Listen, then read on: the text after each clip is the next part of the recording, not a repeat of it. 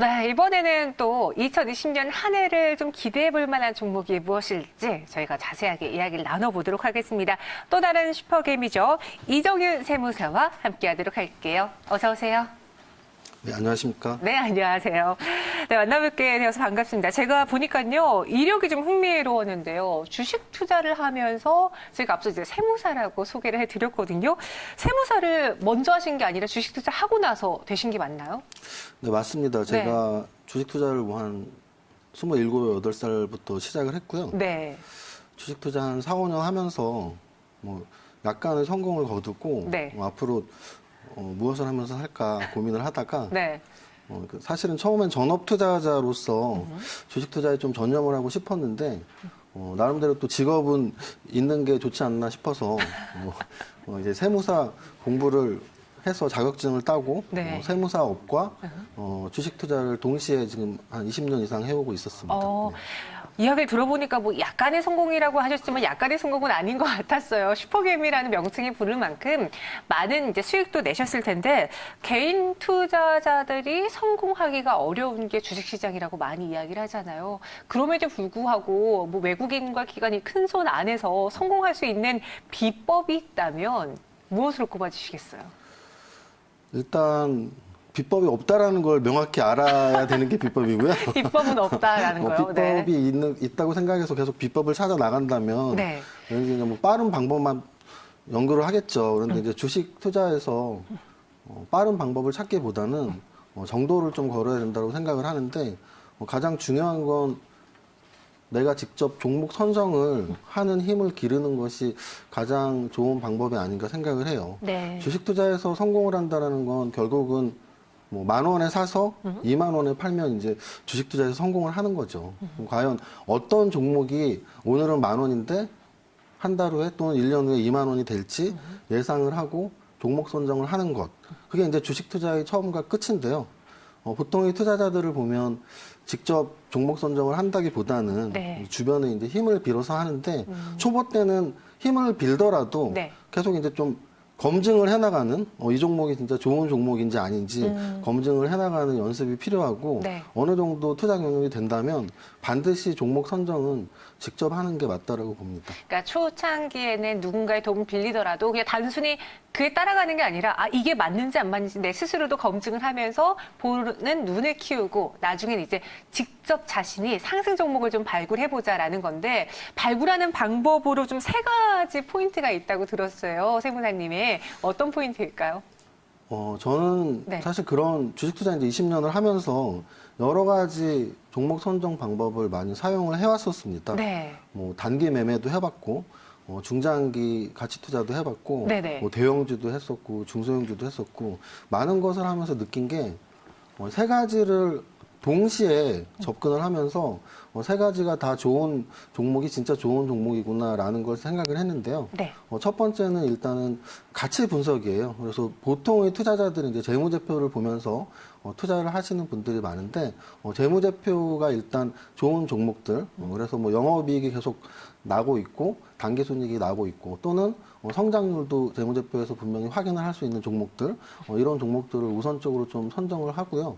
또 재무제표만 좋다고 해서 좀 이렇게 제로 가치가 없는 종목들을 선정을 하면 뭐 한 1년, 2년 우량주라고 생각하고 투자를 했는데 하나도 안 움직이는 경우가 또 있어요. 네. 그래서 못 빠지게 기다려야 되는데 그런 것을 미연에 방지하고 싶으면 그 종목이 갖고 있는 재료들이 있는지 또는 그 종목에 포함된 업황들이 앞으로 좋아지고 있는지 그런 것들을 반드시 체크해야 되고요.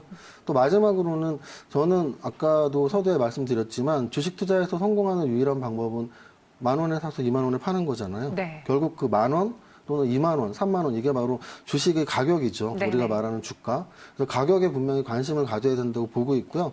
그 가격은 차트에 이렇게 점과 선으로 나와 있거든요. 그래서 지금 현재 가격이 뭐 과거에 비해서 높은 가격인지 낮은 가격인지 또는 가격의 움직임이 상승 추세인지 하락 추세인지 뭐 그 정도는 분석을 하면서 방금 말씀드린 가치 그리고 가격 그리고 정보 이 3가지가 다 어우러지는 종목을 저는 찾으려고 노력을 하고 있습니다.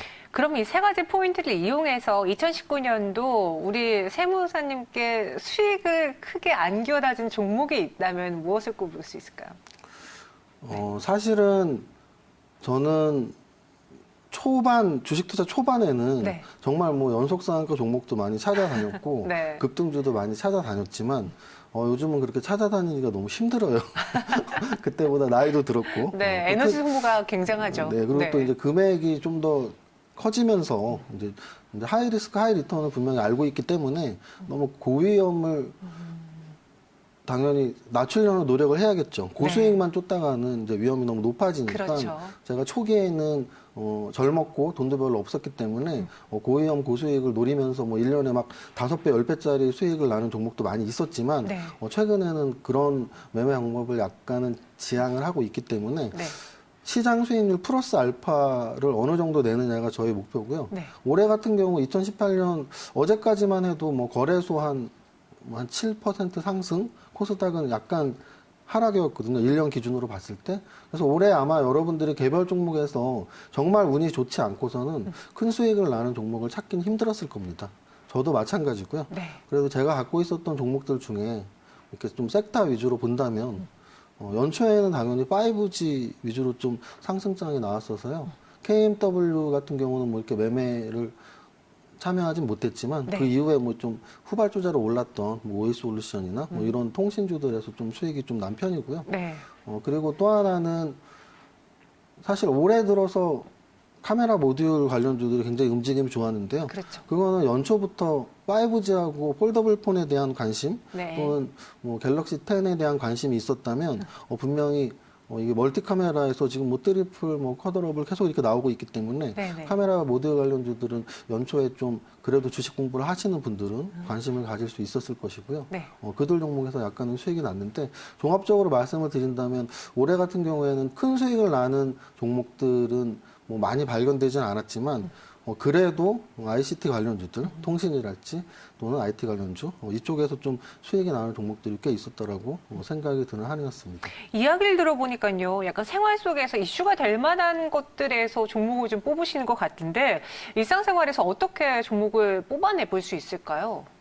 방금 전에 비슷한 언급을 드린 것 같은데요. 네. 만약에 우리가 핸드폰에 관심이 좀 있다면 올해 좀 신제품이 많이 나온다라는 거, 네. 이렇게 셀카를 찍으면 사진이 잘 찍힌다라는 거, 그러면 그게 바로 이제 생활 속에서 카메라 모델 관련주들을 발견할 수 있는 방법들이었고요. 네. 좀 더 구체적으로 말씀을 드린다면 생활 속에서 저는 우리가 이렇게 지금도 이게 뉴스 프로그램이지만 뉴스를 보면서 꼭 종목 방송이 아니더라도 네. 이런 경제 뉴스 또는 사회 뉴스 뭐 또는 외교나 정치 뉴스까지 다 포함해서 뉴스를 보면서 우리가 뭐 정치 뉴스를 보면서는 소위 뭐 개인 투자자들이 좋아하는 테마주인 뭐 대선 관련주에 관심을 갖는다거나 또는 뭐 어느 나라에서 어떤 뭐 바이러스가 발생을 했다 뭐 이랬을 때는 재난 관련주들이나 제약바이오주에 관심을 가질 수도 있고요. 또는 뭐 북미 관계나 또는 미중 관계 같은 것을 보면서 뭐 중국 관련주나 이런 것들이 예상을 할 수 있었겠죠. 그래서 이렇게 뉴스에서 접근을 할 수도 있고요. 또 하나는 우리가 이제 소비를 하면서 소비하면서. 뭐 슈퍼마켓에 가서 네. 어떤 라면이 잘 팔리고 뭐 이런 것들을 관심을 가졌거나 또는 유튜브에서 외국 사람들이 아 뜨거워 막 이러면서 그 불닭볶음면에. 먹었던 네. 불닭볶음면에 관심이 있었다면 네. 뭐 삼양식품에 우리가 또 관심을 미리미리 가질 수도 있었을 것이고요. 또 하나는 가장 중요한 건데요. 네. 사실 소비나 뉴스보다 우리의 직업에서 좀 종목을 발굴할 수 있는 기회가 굉장히 많이 있어요. 근데 우리가 그것들을 놓치는 가장 큰 이유가 뭐냐면 네.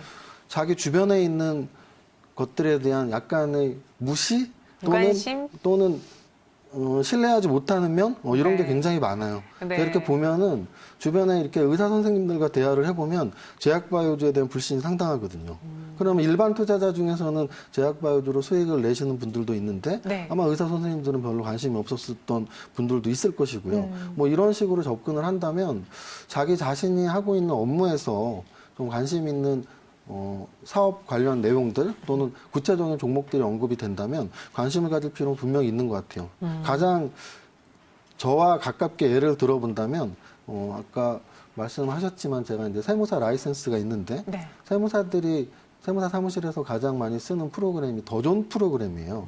뭐 세무사님들 중에는 모르는 분이 한 분도 안 계실 거예요. 네. 근데 제 주변에 세무사님들 중에 주식 투자하시는 분들 중에 네. 더 좋은을 갖고 있는 분들이 거의 없거든요. 어. 다 이상한 소위 말하는 잡주들, 영업이익도 안 나는 네. 그런 개별 소형주들을 갖고 있으면서 네. 이렇게 수익이 안 나는 분들이 많은데 만약에 더존 비존을 한 3, 4년 전에 사갖고 계셨다면 뭐 한 2, 300% 이상의 수익이 났겠죠. 네. 그래서 세무사분들이 자신의 사업 영역에서 가장 관심 있었던 더존 비존에 관심을 가졌다면 어땠을까 뭐 이런 논리로 친다면 자신의 주변에 어떤 일이 벌어지고 있는지 호기심을 갖고 잘 관찰할 필요가 있습니다. 그렇겠네요. 내가 잘 아는 게 확실히 성공요법을 이끌어낼 수 있으니까 그런 점을 체크해보자라고 하셨고요. 이제 우리 시청자분들이 가장 궁금해할 시간이지 않을까 싶은데 2020년 주목해봐야 할 종목이 있다면 뭐 이런 이슈든 여러 가지 소식들을 접근해서 어떤 것을 꼽을 수 있을까요? 네. 조심스럽게 말씀하시네요. 방송사고죠? 안 되죠. 네. 사실은 이제 2020년 1년 동안 예측을 하는 게 그렇게 쉽지는 않아요. 제가 뭐 어떤 점쟁이도 아니고 저도 네. 20년 동안 투자를 했지만 내년 1년 동안은 이게 좋을 거야라는 긴 안목도 분명히 중요하지만 짧게 끊어서 다음 달은 어떨까, 다음 달은 어떨까 이렇게 네. 지켜보는 시각도 분명히 있거든요. 그래서 이제 두 가지로 크게 말씀을 드린다면 일단 뭐 오늘이 납페일이니까 당장 이제 1월 1일 쉬고 1월 2일 날 목요일에 장이 시작하겠죠.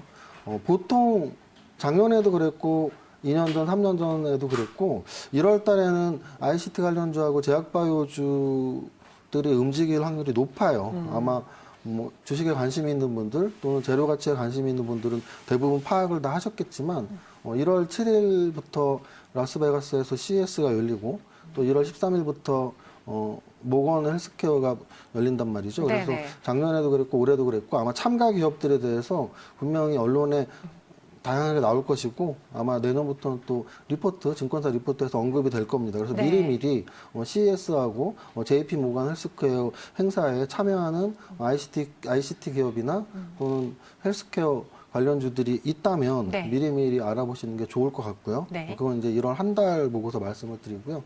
만약에 1년을 본다면 저는 그렇게 생각을 해요. 지금 현재 주식 투자하시는 분들은 우리나라의 산업 패러다임이 계속 바뀌고 있다는 걸 시가총액의 변화에서 느끼셔야 합니다. 저는 시가총액 상위 종목들을 매일 체크하는 편이거든요. 그러면 최근의 변화에서 가장 중요한 것은 원래 뭐 삼성전자하고 SK하이닉스는 1위하고 2위였다고 치고요. 네. 네이버가 3위로 올라서 이제 한 달이 훨씬 넘었는데 3위 자리를 내주지 않고 있습니다. 그리고 시총도 지금 30조가 넘었거든요. 네. 네이버의 강세와 발맞춰서 카카오도 차트가 대형주 중에 굉장히 좋은 편이에요. 그러면 네이버와 카카오의 상승은 결국은 지금 분명히 우리가 4차 산업혁명 시대에 살고 있다는 거죠. 미국으로 치면 뭐 구글과 같은 기업이 우리나라의 네이버와 카카오니까 이런 플랫폼 기업이 앞으로 4차 산업혁명의 핵심인 클라우드 기술 또는 뭐 AI 뭐 이런 쪽으로 어떻게 발전할지는 사실 미리 예단할 수 없잖아요. 그래서 내년에 1년으로 길게 본다면 4차 산업혁명 관련주들 그리고 또 하나는 역시 아까 제약바이오주를 말씀드렸지만 지금 삼성바이오로직스하고 셀트리온 뭐 이런 종목들이 시가총액도 25조가 넘은 지 한참 됐거든요. 그러면 분명히 우리나라의 산업에서 제약바이오 산업이 분명히 중추적인 역할을 할 것이라는 거고요.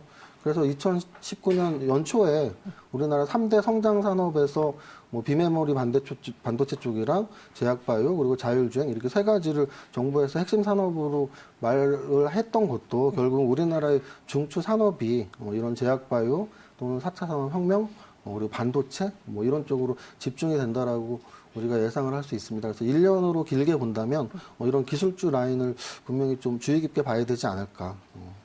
중소형주는 각자 연구해 보시면 되고 대형주는 방금 말씀드린 대로 뭐 반도체에서는 삼성전자, 네. 4차 산업혁명에서는 네이버, 뭐 바이오에서는 뭐 삼성 바이오로직스 정도 관심 가지면 될 것 같습니다. 네.